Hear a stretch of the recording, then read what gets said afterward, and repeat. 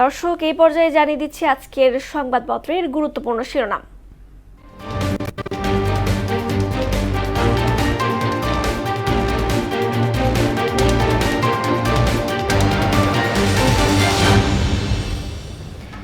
দর্শক, শুরুতেই জানিয়ে দিচ্ছি প্রথম আলো সংবাদপত্রের শিরোনাম। কার্যকারিতা হারাচ্ছে অন্তর্বর্তী সরকারের ২০ অধ্যাদেশ। ৫৬ জেলায় হাম ছড়িয়েছে, উদ্বিগ্ন বিশ্ব স্বাস্থ্য সংস্থা। দৈনিক ইত্তেফাক। গণভোট, গুম প্রতিরোধ সহ ১৬ অধ্যাদেশ এখন পাশ হচ্ছে না। বিরোধী দলীয় নেতা ও স্বরাষ্ট্রমন্ত্রীর পাল্টাপাল্টি বক্তব্যে সংসদে উত্তাপ।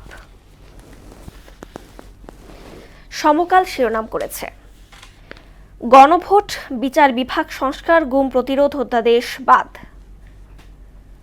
ক্ষমতা বৃদ্ধির অধ্যাদেশ আইন হচ্ছে, জবাবদিহি বৃদ্ধির গুলো বাদ যাচ্ছে। বাংলাদেশ প্রতিদিন। যেখানেই প্রতারণা সেখানেই ইউনূস সরকার। আমিরাতের প্রেসিডেন্টকে প্রধানমন্ত্রীর চিঠি। রোম হর্ষক তথ্য বেরিয়ে আসছে, জিজ্ঞাসাবাদে রিমান্ডে ৩ সেনা কর্মকর্তা। যুগান্তর শিরোনাম করেছে সংবিধান সংস্কার পরিষদ ইস্যু, সংসদের উত্তাপ রাজপথে। জ্বালানি সাশ্রয়ে অফিস ৯টা ৪টা। পাহাড়ি ঢল নয়, এবার জলবদ্ধতা, হাওরে কৃষকের কান্না।